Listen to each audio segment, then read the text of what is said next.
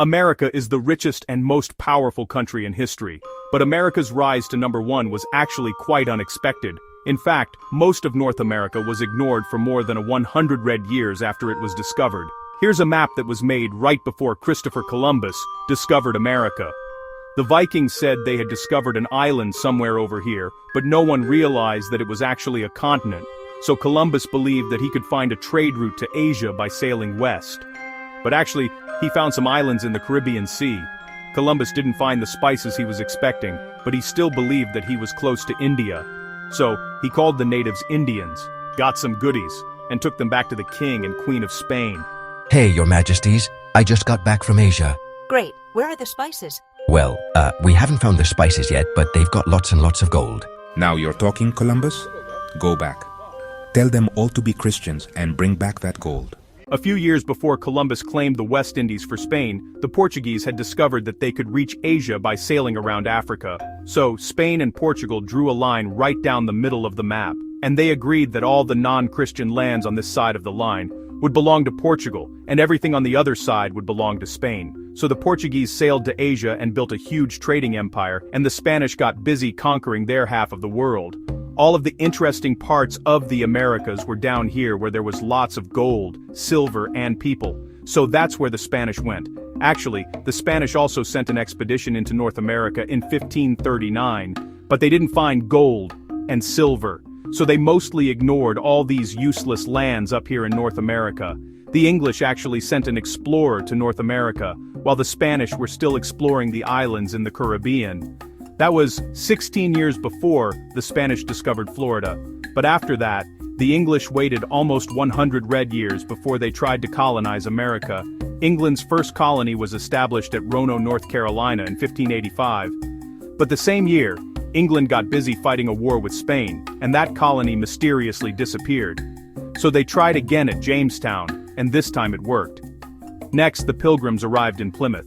The Pilgrims were strict Christians who outlawed bad stuff like gambling and celebrating Christmas. Soon lots and lots of people were coming to America, and before long the East Coast was covered with British colonies. Meanwhile, the French were busy claiming all the land in the middle of North America. Now it's 1754 and it's time for a war to figure out who really owns what in America. New France has a population of about 60,000 people, so they team up with some Indian tribes to help them fight. That's why it's called the French and Indian War. The British colonies have a population of more than 1 million people, and they also team up with some Indian tribes. Who do you think won? That's right, the British beat the French. At the same time, there was also a big war back in Europe, and when it was over, it was time to redraw the map. France gave half of Louisiana to Spain before the war was over to make sure Britain didn't get it. Then after the war, France had to give the other half of Louisiana to Britain. France also had to give Canada to Britain. Britain had lots of land in America, but Britain had also spent lots of money on the war, and now they needed money. Hey colonies, you know that expensive war we helped you win? Yeah, thanks for the help. Sure, no problem. By the way, we are going to start collecting lots and lots of taxes to pay for all the help we give you. What? You never help us. We're the ones who are always helping you. And how can you tax us if we don't get to vote? The colonists weren't happy with the new taxes, and the disagreement turned into a fight, and from a fight into a revolution. On the 4th of July 1776, the Americans declared their independence from Great Britain, and that was the beginning of the United States of America, right? Not quite. It would be 5 more years before the Americans won their War of Independence, and after they had won their freedom, they had a new problem. The government they had created was a complete mess. The 13 colonies had essentially become 13 independent countries that were only united in name. The new nation was failing, and it was failing fast. So the Founding Fathers wrote a new constitution and created an entirely new federal government that actually worked. The new constitution became official when 9 states had ratified it, and in 1789, George Washington was elected the first president of the United States. But the USA was only this big, and all the land over here belonged to Spain. So how did America get more land? Well, over in France, a guy named Napoleon seized power and started conquering Europe. Napoleon also wanted to build an empire in America, so he made a deal with Spain that would give Louisiana back to France. But the Americans needed to use the Mississippi River to send goods to and from other places, and they were afraid of what Napoleon might do if he controlled the river, so America asked France to sell New Orleans to them. You know my plans for a great empire in North America. But now I must invade Britain. We can build our empire in America after we defeat the British. But if the Americans discover our plans for America, they will support Britain, which could be fatal. But if we sell Louisiana to the Americans, they will be our friends forever, and Britain will be ours. It would be foolish to sell our largest territory, and the Americans only want New Orleans. Enough. I've made up my mind. We will sell it all. The money will fund our war with Britain. And so America bought Louisiana for $15 million. America had just doubled in size, and that was good because America's population was also almost doubling every 20 years. In those days, the average American family had 7 children, and all those kids needed someplace to live. So lots of Americans moved west where there was lots and lots of unclaimed land. Does anyone own this land? Of course not. Great, because now it's mine. But these lands my hunting grounds. That's not proper English. You're supposed to say these lands were my hunting grounds. In 1819, America bought Florida from Spain and agreed that this line right here would be the border between the United States and New Spain. Just 2 years later, Mexico won its independence from Spain, and America had a new neighbor. The northern territories of Mexico were sparsely populated and difficult to control, so the Mexican government invited Americans to settle in Texas. These settlers quickly outnumbered the Mexicans, and before long the Texans broke free from Mexico and created their own independent republic. Yeehaw, we want to join the USA. Do you have slaves? Yes, we do, and we're proud of it. Well, sorry, we don't need any more slave states. Hey guys, I'm president now and this is ours. In 1845, the United States changed his mind and let the Republic of Texas join the Union. Disputes over the border of Texas led to a war with Mexico. At the end of the war, the United States paid Mexico $15 million and took the northern parts of Mexico that President Polk wanted.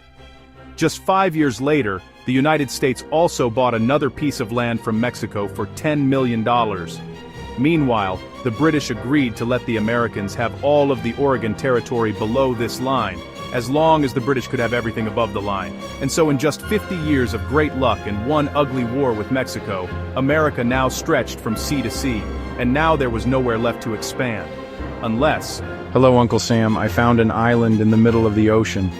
Can I claim it for the US? We might need that for World War II. Does anyone live there? Is it covered in bird droppings? Congratulations, son. You're standing on US soil. Actually, sir, I wouldn't call this soil. By the way, the Guano Island Act is still a law. So, if you're tired of paying way too much for rent, go find yourself an island to occupy. Wow, everything is great. Right after the Americans got California, word spread that gold had been discovered, and lots of people rushed to California to help dig up the gold. Up in the Oregon Territory, there was lots of free farmland. America was thriving, and there was peace on all sides. But there was a big problem on the inside, and that was the problem of slavery. In northern states, slavery was illegal, and many considered it to be a great evil that must be stopped. In the South, slavery was an important part of the economy. The Americans had been arguing about slavery for decades, but everything came to a head when Abraham Lincoln was elected president in 1860. Many people in the South believed that Lincoln would abolish slavery. So most of the slave states separated from the United States and made their own country. That led to a big civil war. Lots of people died. The North won, the slaves were freed, and the United States was united again. I'm sorry to hear about the assassination of President Lincoln. Yeah, another assassin tried to kill me on the same night, but I survived the stabbing. That's terrible. I mean, it's terrible that you were stabbed, but I'm glad that you survived. By the way, the Tsar wants America to have Alaska. How much can you pay for it? I think we can do 5 million, maybe 5.5 million, but not more. How about 7 million? Sure. Great. I have approval for 7 million. We can make the treaty tomorrow. Can we do it tonight? I should have asked for more money. Great. Now America has another huge chunk of land. Now it just needs a few tropical islands. Hey, look at that. Some American businessmen have taken control of the Hawaiian Islands and they're asking the United States to annex them, but the President of the United States said no. He believed that America must be a just and law-abiding nation that never misuses its great power to take advantage of the weak. But others feared that if America didn't get involved in the affairs of Hawaii, another great power like Germany or Japan would come and take the islands and use them as a base to attack America in a future war. Should America mind its own business, or should it mind its own interests? America's policy of staying out of other nations' conflicts was about to be tested because something was brewing in Cuba, and it wasn't coffee. Cuba was in the middle of a war for independence. Almost all of Spain's other colonies had already won their independence from Spain after the American and French revolutions, but Cuba, Puerto Rico, and the Philippines were still colonies of Spain. The Cuban War for Independence was constantly in American newspapers, and most Americans sympathized with the revolutionaries. In 1898, after an American warship sank in a mysterious explosion, the U.S. told Spain to leave Cuba, or else. Spain responded by declaring war on the United States. Then the U.S. quickly captured Cuba, Puerto Rico, and the Philippines, effectively bringing an end to what remained of the Spanish Empire that Christopher Columbus had begun. During the Spanish-American War, the U.S. also annexed Hawaii, which was becoming an important naval base. After the war, the president was shot, and so the young and energetic Theodore Roosevelt unexpectedly became president. Hey, Colombia. We want to build a canal right here. Sure, just pay us $10 million. Actually, we changed our mind. You can't build a canal. What? But we made a deal. Hey, Panama. Welcome to the Club of Countries. We want to build a canal right here. Sure, go ahead. While Roosevelt was president, he built up the second-largest navy in the world and used this powerful navy to influence global politics. The Americans finished building the Panama Canal in 1914, allowing the powerful U.S. Navy to quickly move between the Atlantic and Pacific Oceans. America had become a world power, and World War I had just begun. If you want me to make more videos like this, please subscribe to let me know, and be sure to watch the next video right here. If you want to learn more about American history, I'll leave notes and clarifications in the description. See you next time.